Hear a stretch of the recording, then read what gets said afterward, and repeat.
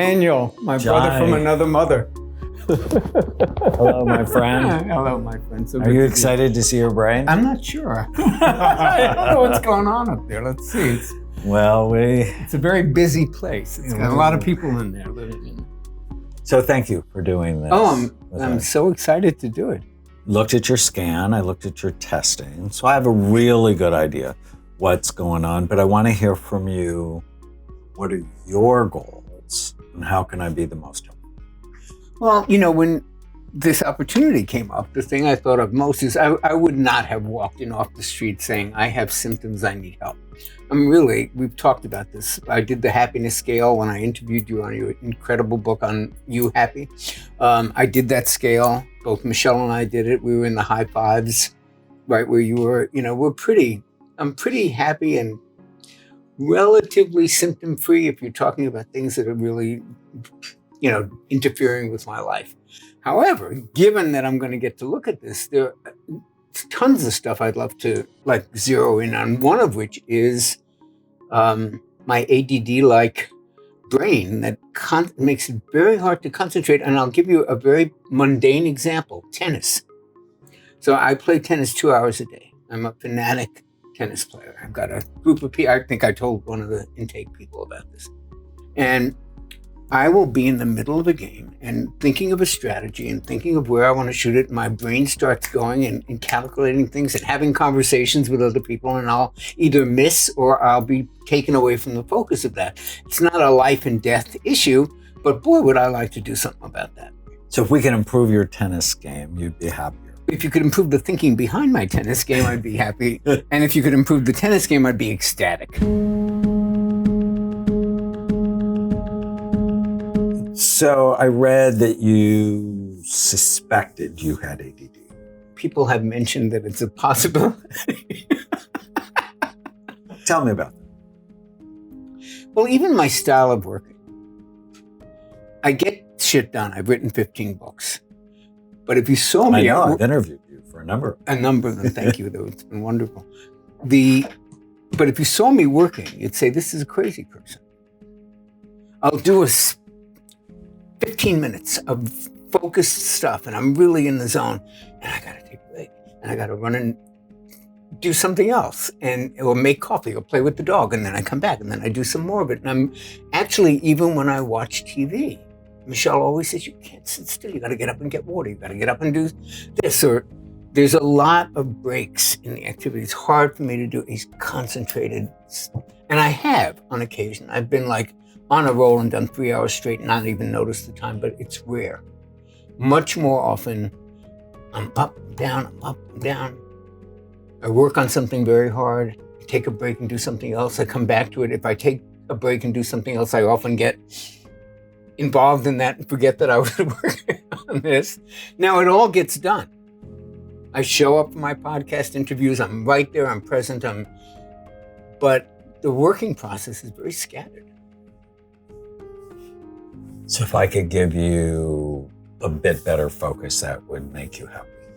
Yeah, I think that'd be great.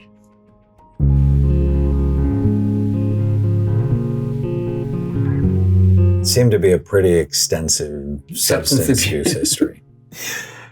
People don't remember the PDR. In the days before the internet, we used to have the PDR, the physician's desk reference. It's 800 pages of every drug that's ever in the world. When people ask me what I was addicted to, I just look at the PDR, go through all of them. Pretty extensive. And this went on for how long? I think I started late teens, and it went on and off to 38, 39. With one relapse. How do you explain to yourself why you got into substance abuse? In retrospect, I'm sure there's 100 reasons. Wanting to feel good.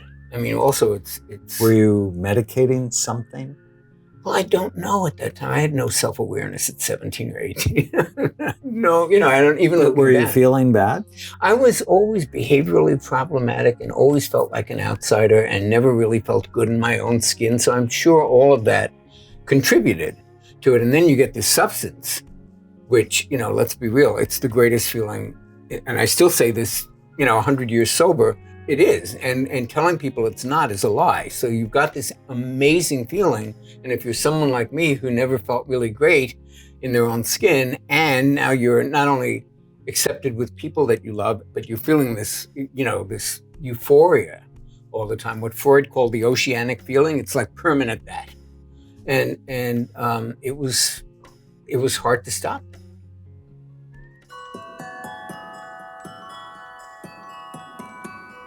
So SPECT tells you three things: good activity, too little, or too much. Mm-hmm. And then my job is to balance it. The image on the left looks at the outside surface.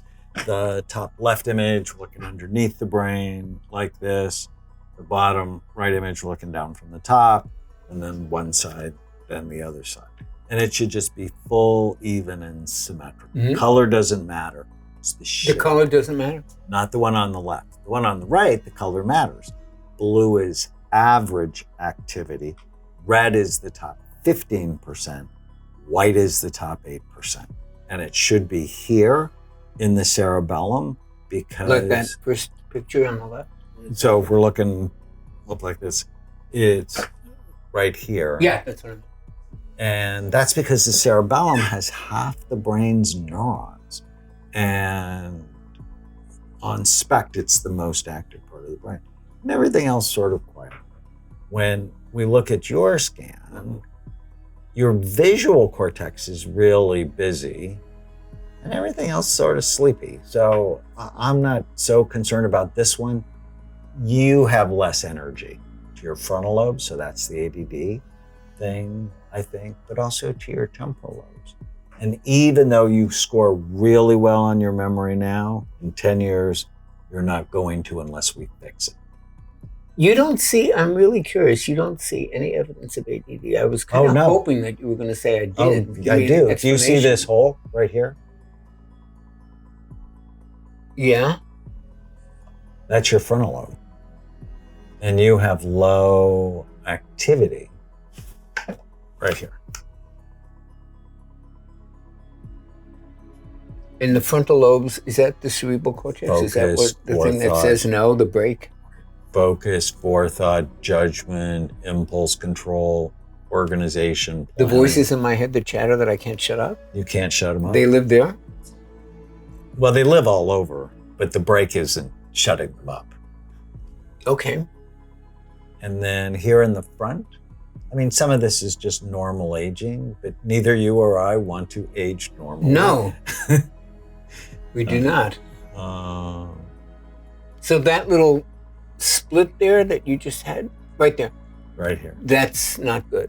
No, it's beginning to widen because, and you can't stop aging, right? We both have wrinkles, but we have fewer wrinkles than people our age, right? But what I want to do is get this and this. These are your temporal lobes, memory. Okay. Healthier. Because, and people who are really bright, they actually don't show symptoms until the damage is really bad. Because the intelligence comes up with other strategies on how to manage your life. If you were less bright, you'd be more symptomatic. Does that make sense? It does, actually. So, but let me show you. If you do the things I'm going to recommend, which of course I'm going to do, and you came back in 6 months, your brain can look like this. So you literally can age backwards. And I have a new book coming out next year called Change Your Brain Every Day. And I make the argument that brain and mental health is a daily practice. Oh, I love Just that. like physical health is a daily I practice, love that. brain and mental. Every day What a through message. your behavior, you're accelerating aging What a message. or you're decelerating aging. And it happens every day with every love that. decision that you make. So it's 366 short essays Oh, on things to do to have a better brain and a better life. I think that's so needed. That's going to be such a great book. Oh, we didn't talk about edibles. Tell me about them. What would you like to know? Everything. I'm an occasional. I watched Mel Robbins' episode of this, and it was so cute. And she said, "I have a love affair with alcohol." And you look, oh no. I don't abuse them. They are an occasional part of my life. Okay. I I have to published stop. a study on 62,454 scams. It's the largest imaging study ever done. And I knew you were going to tell me. Marijuana prematurely aged the brain worse than anything. Worse than alcohol? Worse than alcohol, worse than nicotine, worse than caffeine. The only thing that was worse was whether or not you had schizophrenia. Holy shit. I'm Really? not a fan. I know. I knew that. I don't have a dog in the fight. I know that. Right? I actually make more money if you use than if you don't. So, I should be promoting it. I knew this was going to happen. He's 10 years younger than me, but he's like my older brother telling me he's my better angel.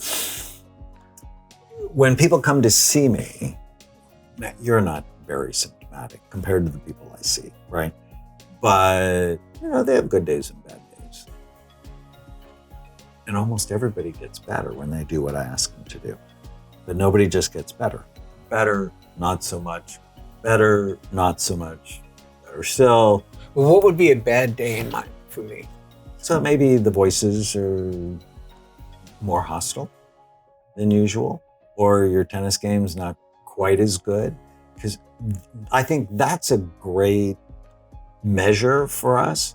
It's like, well, how focused are you and how are you playing? Yeah. If I get your brain better, we can use your tennis game as our measure. Okay. You could, have a much bigger head next time you come. Well, that would be nice. Stomping these people. But yeah, I do think focus is one of the issues in my tennis game because, even my coach says all the time, what do you do? I make bad decisions and I get lost in my head and forget, And when you make a bad decision, do you get hard on yourself or? I used to get insanely hard. I've really gotten better. I'm much more lackadaisical about it now, much more accepting. I started meditating 5 years ago and it's definitely, oh man. So I always say, be curious, not furious. Yeah. So if you're always in a learning mode, you'll figure out, what did I eat? How did I sleep? What do I believe I'm every gonna stupid steal thing? That. Yeah. Curious, not furious, and we turn bad days into good information.